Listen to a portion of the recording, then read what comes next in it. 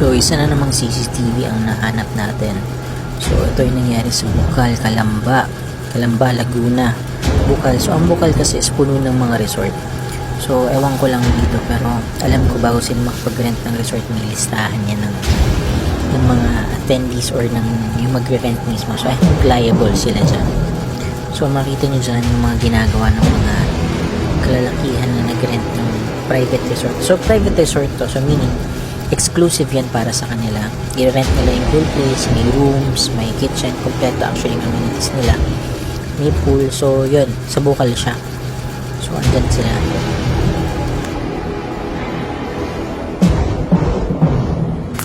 So, itong CCTV footage to is nanggaling mismo sa may-ari ng resort. So, pinost niya nga kasi nga binabo yung resort nila.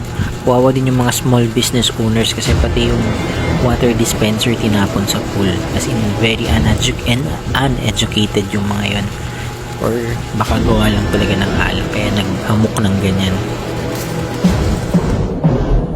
Kaya pala nagsisigaw ko Pati water dispenser nasa swimming pool. Grabe, kulang na lang pati kwarto ilagay sa ano.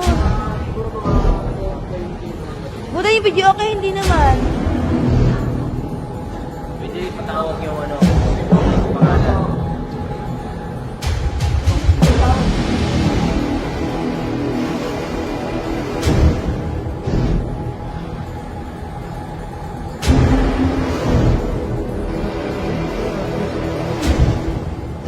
Ang basura nila. Ayan, pagkakaka.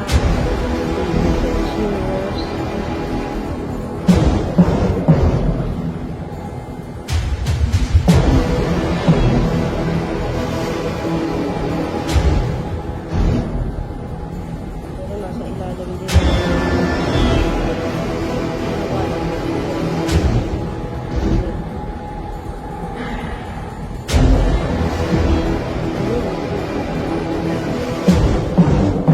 Water dispenser.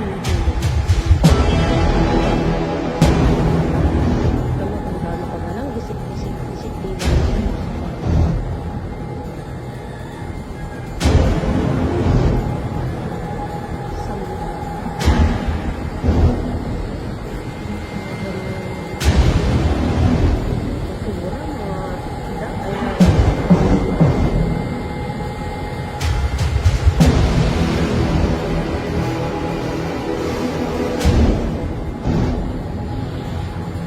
Ano to, dagat?